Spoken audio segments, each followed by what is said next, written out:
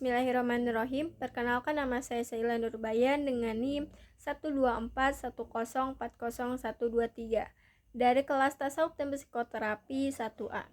Di sini saya akan memaparkan materi mengenai ijtihad.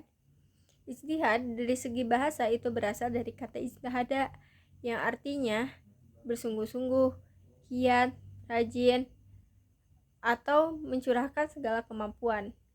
Adapun ijtihad menurut beberapa ulama dapat disimpulkan bahwa ijtihad yaitu usaha yang dilakukan dengan melakukan istinbat dan menemukan hukum serta pencarian hukum yang dilakukan melalui dalil-dalil baik dari Al-Quran maupun hadis. Orang yang melakukan ijtihad itu disebut dengan mujtahid. Namun, untuk menjadi mujtahid itu harus memenuhi beberapa kriteria. Menurut Abdul Hamid, seorang mujtahid harus memenuhi 4 kriteria. Yang pertama, yaitu mempunyai kepengetahuan yang cukup tentang Al-Quran dan hadis. Yang kedua, yaitu mempunyai kemampuan berbahasa Arab yang menandai sehingga mampu menafsirkan kata-kata yang asing atau gharib dari Al-Quran dan hadis. Yang ketiga, yaitu menguasai ilmu usul fikih. Yang keempat, mempunyai pengetahuan yang memadai tentang nasih dan mansuh. Pembahasan selanjutnya itu ada ruang lingkup ijtihad. Ruang lingkup ijtihad sendiri itu terbagi menjadi 2 kategori. Yang pertama ada al-masail al-furu'iyah ad-dhaniyah, yaitu masalah-masalah yang tidak ditentukan secara pasti oleh nas Al-Quran dan hadis. Yang kedua itu ada al-masail al-fiqhiyah al-waqa'iyah al-mu'asyirah, yaitu hukum Islam tentang sesuatu yang baru yang sama sekali belum ditegaskan atau disinggung oleh Al-Quran, hadis, maupun ijma para ulama. Pembahasan selanjutnya itu ada metode ijtihad. Metode ijtihad itu adalah proses penetapan hukum Islam yang dilakukan oleh seorang mujtahid untuk menggali hukum-hukum syariat berdasarkan Al-Quran dan hadis. Dalam ijtihad, terdapat beberapa metode yang digunakan untuk mencapai kesimpulan suatu hukum. Ketika tidak ada ketentuan langsung dalam sumber-sumber tersebut, yaitu Al-Quran dan hadis. Yang pertama, ijma. Ijma adalah kesepakatan seluruh mujtahid pada suatu masa mengenai suatu masalah hukum setelah wafatnya Nabi Muhammad. Contohnya, ijma sahabat yang menjadi rujukan dalam menentukan hukum-hukum syara yang tidak terdapat dalam Al-Quran dan hadis. Yang kedua ada metode qiyas atau bisa disebut dengan metode analogi, di mana hukum suatu peristiwa itu diterapkan dengan membandingkannya dengan peristiwa lain yang sudah ada ketentuannya. Misalnya, mengkiaskan hukum haram memukul orang tua dengan hukum haram mengatakan kepada kedua orang tua.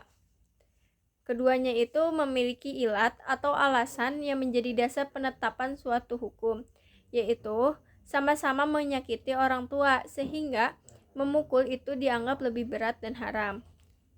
Yang ketiga itu ada istihsan, yaitu berpindah dari satu ketentuan hukum ke ketentuan lain karena adanya dalil yang lebih kuat atau lebih sesuai dengan keadaan. Contohnya, dalam keadaan darurat medis, dokter itu diperbolehkan melihat aurat pasien wanita atau lawan jenisnya dengan tujuan itu untuk mendiagnosis atau pengobatan. Meskipun secara umum itu dilarang melihat aurat orang lain, ini menunjukkan istihsan itu berdasarkan kemaslahatan.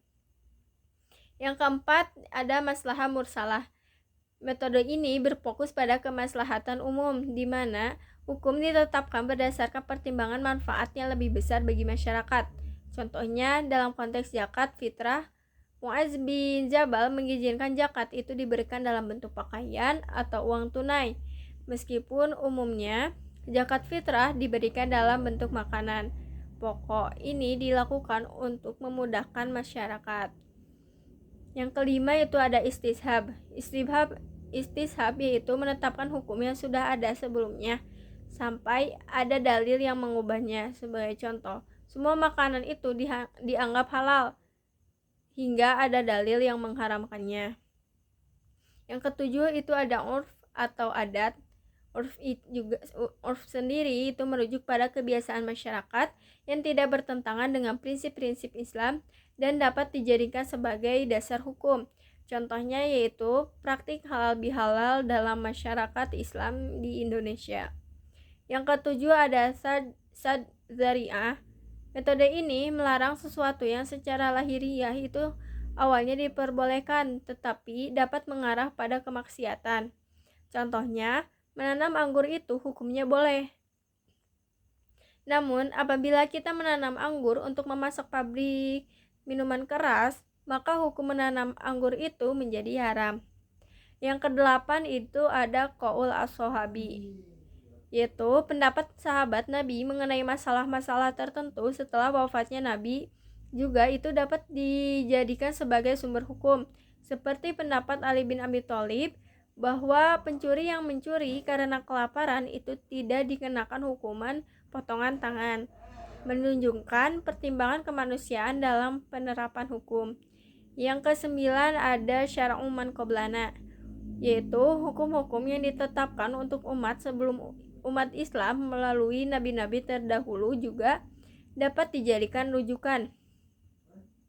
Contohnya, kewajiban puasa. Dalam Quran surat Al-Baqarah ayat 183, Allah Subhanahu wa taala menyatakan bahwa puasa itu diwajibkan atas umat muslim sebagaimana diwajibkan kepada umat-umat sebelumnya. Ini tuh menunjukkan bahwa puasa adalah bagian dari syariat yang diteruskan dari nabi-nabi sebelumnya. Yang terakhir itu ada fungsi ijtihad dalam menentukan hukum Islam. Yang pertama yaitu sumber hukum ketiga. Ijtihad itu dianggap sebagai sumber hukum ketiga setelah Al-Quran dan hadis.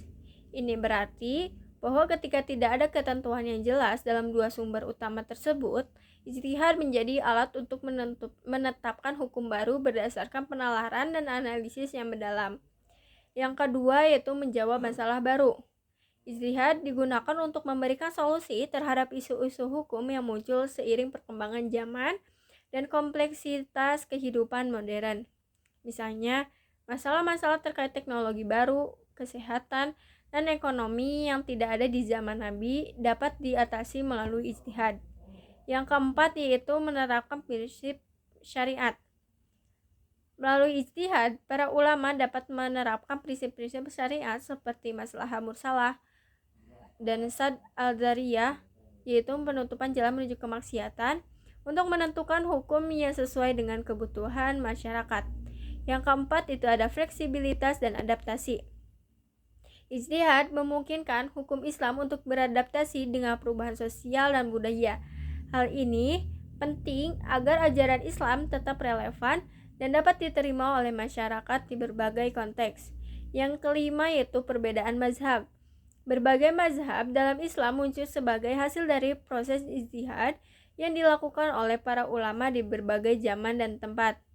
Ini menunjukkan bahwa ijtihad tersebut dapat menghasilkan beragam pendapat yang sahih sesuai dengan konteks masing-masing. Yang keenam yaitu menjaga keberlanjutan ajaran Islam. Ijtihad berfungsi untuk menjaga keberlanjutan ajaran Islam dengan menghidupkan kembali nilai-nilai ajaran yang mungkin terabaikan atau tidak relevan dengan kondisi zaman saat ini.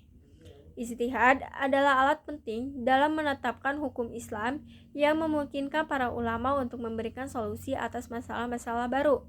Dengan demikian, ijtihad tidak hanya memperkaya khazanah hukum Islam, tetapi juga memastikan bahwa ajaran Islam tetap relevan dan responsif terhadap perkembangan zaman. Sekian yang dapat saya sampaikan. Wassalamualaikum warahmatullahi wabarakatuh.